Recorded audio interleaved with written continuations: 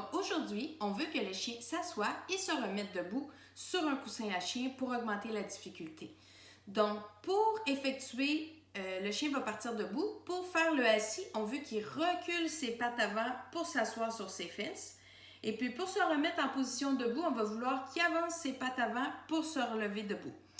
Évidemment, au début, on veut bien l'exécuter au sol. Quand le chien va bien maîtriser le mouvement, ensuite de ça, on va augmenter la difficulté en le mettant sur son coussin à chien pour venir faire un effet déséquilibrant avec le coussin qui est en mousse mémoire.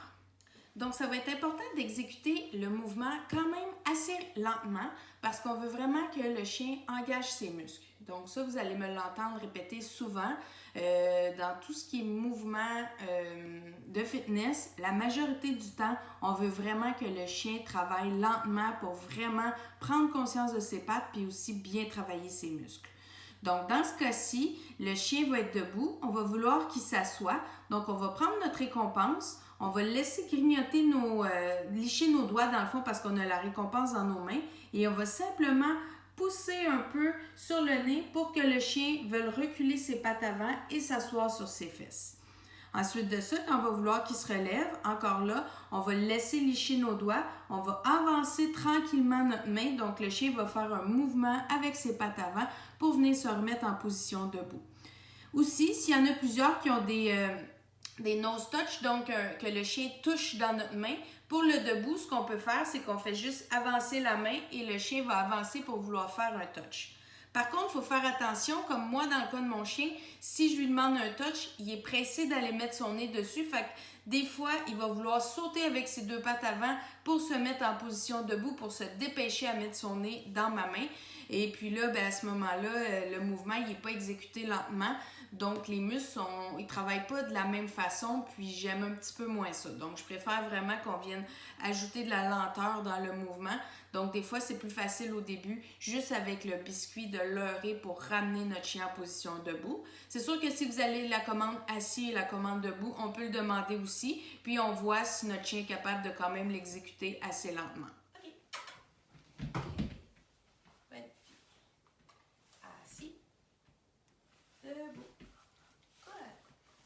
Assis, debout. Bonne fille. Assis, debout. Wow. Assis, debout. Good girlie. Assis, debout. Lorsque ça va être bien exécuté au sol, ensuite de ça, on peut venir ajouter la difficulté en mettant son chien sur le coussin à chien. Donc, comme j'expliquais plus tôt, on va venir créer un effet déséquilibrant avec le coussin. Donc, ça va être plus difficile d'exécuter le mouvement. Donc, on s'y prend de la même façon qu'on faisait au sol, mais on le fait sur le coussin à chien. Assis. Debout. Ouais, ça c'était très beau. Assis. Debout. Ouais. Assis. Debout. Yes. Good boy. Pour ce qui est des répétitions, encore là, pour un chien adulte en bonne santé, sans conditions spéciales, on peut exécuter 3 séries de 5. Donc, je fais 5 assis debout, pause de 30 secondes, j'en refais 5 autres, pause de 30 secondes, et j'en refais 5 autres. C'est sûr que si on voit que notre chien est vraiment pas fatigué puis que ça a l'air vraiment facile pour lui, on peut augmenter le nombre de répétitions. Donc, on peut se rendre jusqu'à 3 séries de 10 si on veut. Par contre, après 3 séries de 10, on ne veut pas en faire plus parce que ça ne sert à rien. Le muscle devient habitué de faire le mouvement puis il n'est plus vraiment challengé. Donc, c'est à ce moment-là qu'on va venir augmenter la difficulté en changeant le coussin à chien pour venir ajouter un équipement de fitness. Donc ça, je vais vous le montrer un petit peu plus tard comment faire. Pour ce qui est des chiots, encore là, on ne veut pas faire trop de répétitions parce qu'ils sont en croissance. Donc, on peut en faire 5. Moi, je suggère qu'on fait 5 assis debout. Ensuite de ça, on arrête. On peut faire d'autres choses. Puis, 2 heures plus tard, on peut revenir refaire nos 5 assis debout. Donc, on peut les faire plein de fois dans la journée. Mais comme j'expliquais dans le jour 1, on ne veut pas faire trop de séries, trop de répétitions dans le même entraînement. Donc, c'est sûr que pour un chiot, on ne fera jamais 3 séries de 5. Ça, c'est beaucoup trop. Et pour les chiens plus âgés, ben, c'est la même chose aussi. Donc, à vous de voir si votre chien est quand même très confortable à faire le mouvement. Si oui, on peut aller avec une série de 5 ou peut-être même 2 séries de 5. Mais par contre, si on voit qu'il y a certaines difficultés, parce que souvent les chiens plus âgés ont de la difficulté au niveau de leur patte arrière. Donc, c'est sûr que le fait de s'asseoir va être relativement facile parce qu'ils vont un peu se laisser tomber sur les fesses, mais venir se remettre debout. Donc là, il faut qu'ils utilisent toute leur patte arrière, toute la force des pattes arrière pour relever le corps et avancer les pattes avant. Donc ça peut être un petit peu plus difficile. Donc, en plus, si le chien est sur le coussin à chien, bien, il n'y a pas vraiment de grippe parce qu'il renfonce dans le coussin. Donc là, à vous de voir si c'est quand même difficile. Bien, on fait seulement une série. On ne veut pas en faire trop non plus parce qu'on ne veut pas blesser notre chien. Comme je l'expliquais un petit peu plus tôt, c'est sûr que j'ai plusieurs clients qui se sont inscrits au calendrier de l'Avent qui ont de l'équipement de fitness. Donc, on n'a pas besoin d'équipement particulier pour faire cet exercice-là. Avec le coussin à chien, c'est vraiment challengeant. Donc, ça donne un défi au chien d'exécuter ce mouvement-là assis debout. Par contre, ceux qui ont déjà de l'équipement à la maison et qui voudraient l'utiliser, ben, je vous montre quelques petits exemples qu'on peut faire avec de l'équipement de fitness. Debout,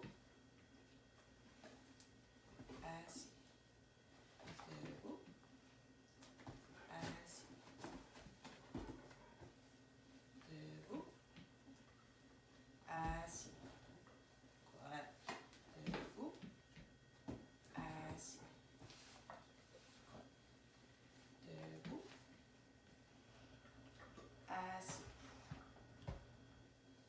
debout, assis, debout, assis. Ouais, bon chien.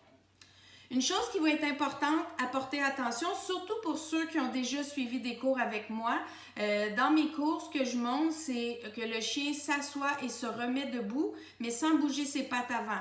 Donc, c'est vraiment le derrière qui bouge. Donc, quand le chien est debout, il avance ses vestes pour s'asseoir et pour se remettre debout, il kick avec ses pattes arrière pour revenir debout.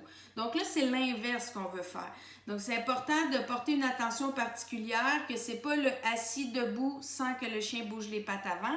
Je veux vraiment que le chien est assis, il recule ses pattes avant pour s'asseoir et il revient debout en avançant ses pattes avant. Donc ici, dans la prochaine vidéo, je vais vous montrer c'est quoi, dans le fond, assis debout, mais sans que les pattes avant bougent. Puis juste porter une attention particulière. L'exercice du jour 2, c'est pas ça. C'est vraiment les pattes avant qui reculent et les pattes avant qui avancent. Assis, debout, assis, debout, assis, debout.